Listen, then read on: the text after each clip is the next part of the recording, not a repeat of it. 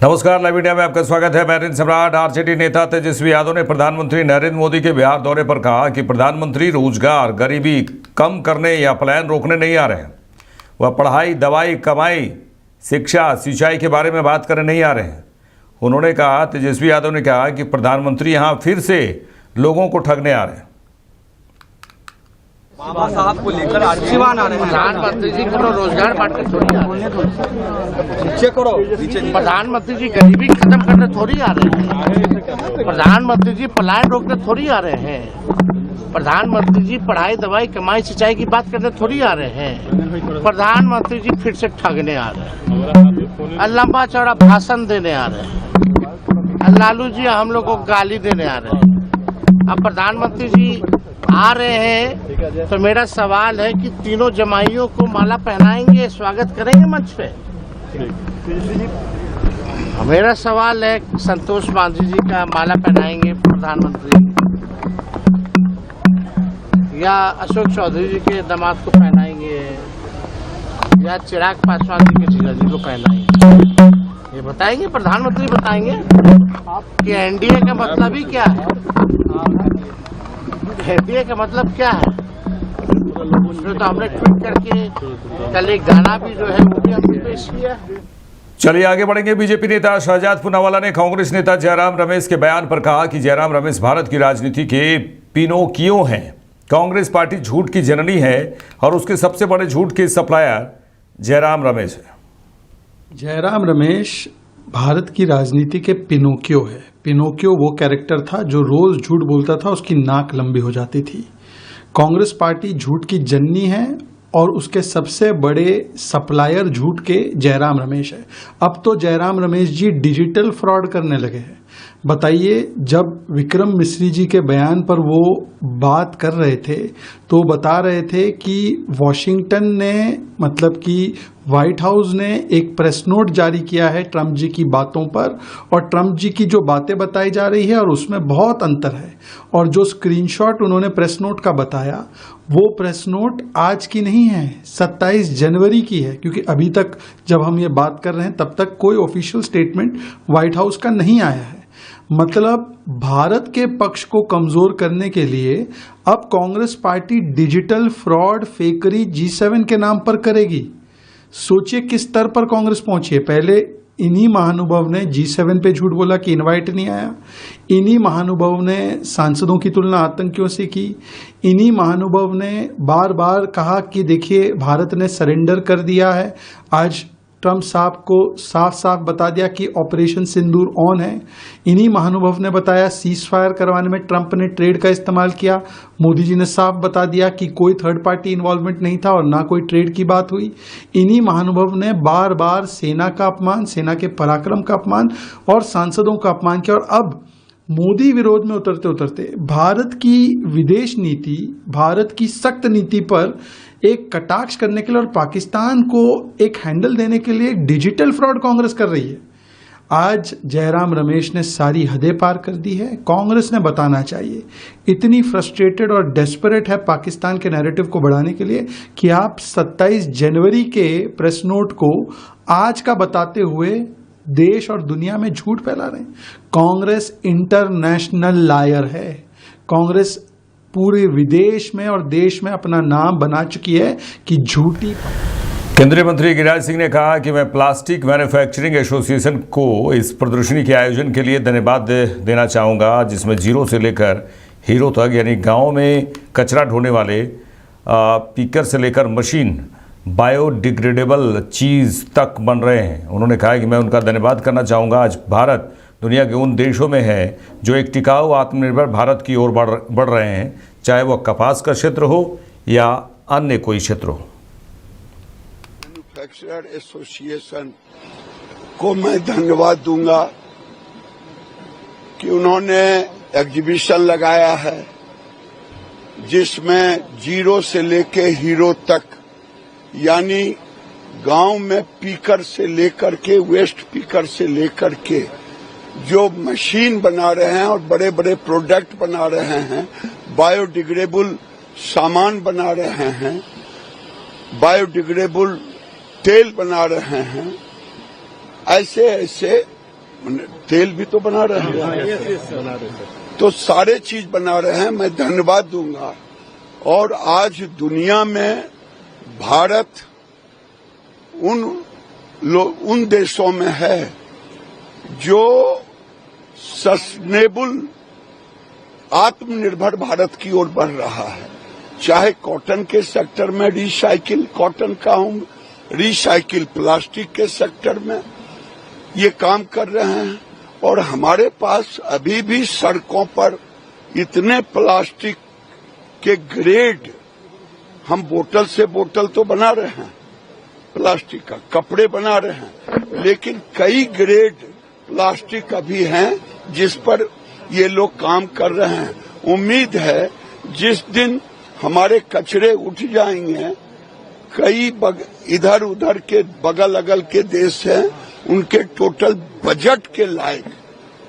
हमने देखा कि पाकिस्तान के 67 बिलियन डॉलर का, उन्हीं के कोई पत्रकार कह रहे थे, यूपी से एक तुलना कर रहे थे कि 92 बिलियन का बजट है, उत्तर प्रदेश केवल 67 है।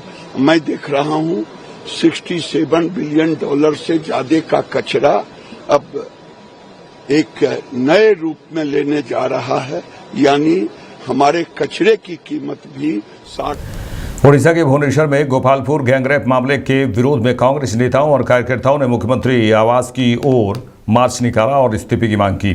ओडिशा कांग्रेस के प्रभारी अजय कुमार लल्लू ने कहा कि गोपालपुर की घटना से पूरा देश शर्मसार है। 20 साल की महिला अपने दोस्त के साथ घूमने आई थी, तभी 10 लोगों ने उनका बलात्कार किया। अभी तक सभी आरोपियों की गिरफ्तारी नहीं हुई। उन्होंने कहा कि मुख्यमंत्री के विधानसभा क्षेत्र के क्योंझर में 16 साल की लड़की के साथ दुष्कर्म कर उसकी हत्या कर दी गई। यह सरकार सुभद्रा योजना की बात करती है। इस राज्य में महिलाएं सुरक्षित नहीं हैं। आज हम मुख्यमंत्री आवास का घेराव करने आए हैं।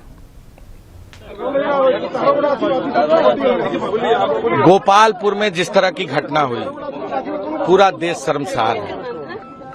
20 वर्षीय महिला अपने साथी के साथ घूमने आई थी, 10 लोगों ने गैंगरेप किया। अभी तक सारे मुलजिम गिरफ्तार नहीं। कल ही मुख्यमंत्री के क्षेत्र में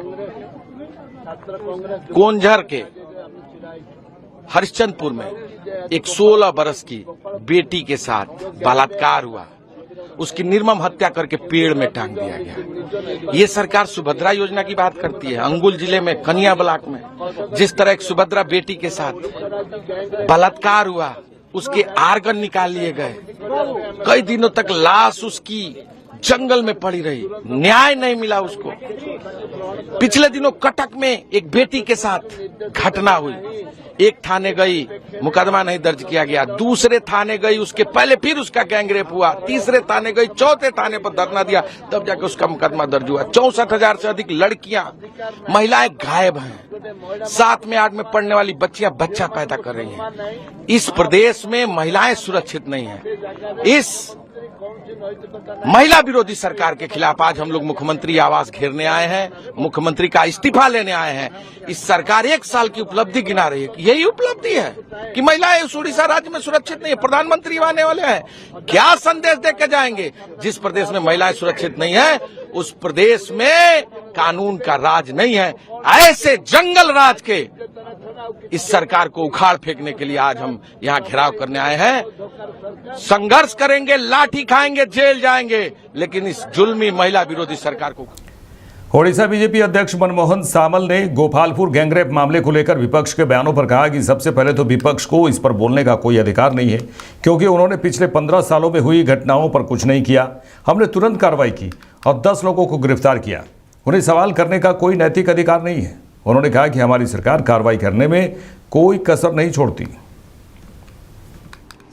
ये पहले तो अपोजिशन का बोलने का कोई नैतिक अधिकार नहीं है, क्योंकि ये 15 साल में जो घटना घटी इसमें कुछ नहीं। जो आज इमीडिएट इंस्टेंट हम एक्शन लिए, 10 को अरेस्ट किए, और जो एक्शन कभी पिछले सरकार तो कभी सोचा नहीं था। कितना आंदोलन करने के बाद भी गिरफ्त नहीं करते थे, जिसको गिरफ्त करते थे इनका सबूत मिटाते थे।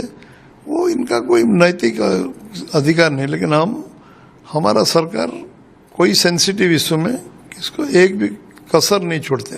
सब जो दिल्ली सरकार में मंत्री मनजिंदर सिंह सिरसा ने कहा कि देश की संप्रभुता पर कोई हस्तक्षेप नहीं कर सकता है। हम पीओके को भारत का हिस्सा मानते हैं और उसमें किसी तीसरे देश का हस्तक्षेप नहीं हो सकता। उन्होंने कहा कि आज दुनिया पूरी ताकत को और हमारी ताकत को समझती है। ये बताइए, राहुल गांधी बेचारे को क्या पता कोई डिप्लोमेटिक टॉक्स कैसी होती हैं? वो बेचारा जो उनके ट्विटर पे लिखने वाले स्कूल जाते बच्चे उनको बता देते हैं, या उनका कोई ट्यूटर जो रखा वो बता देता है, बेचारे वो बोल देते हैं, उसमें से ज्यादा उनको याद नहीं रहता। देखिए, देश के प्रधानमंत्री ने हमारे देश की प्रभुसत्ता पे कतई कोई भी किसी तरह की इंटरवेंशन नहीं कर सकता। हम पीओके को भारत का हिस्सा मानते हैं और उसकी बातचीत में कोई तीसरे मुल्क का इंटरवेंशन नहीं हो सकती। ये भारत के प्रधानमंत्री का स्पष्ट स्टैंड है। ये नेहरू ईरा नहीं है कि जो वहां से अमेरिका फैसला कर देगा यहां पे मान लिया जाएगा और छोड़ दिया जाएगा, ऐसा नहीं हो सकता। और आप सोचिए, दुनिया का सबसे ताकतवर मुल्क है। आज कनाडा के अंदर अगर मेरे प्रधानमंत्री गए तो कनाडा ने इन्वाइट किया है। ये बताता है कि हम आर्थिक तौर पर ही केवल चौथे नंबर पे नहीं है।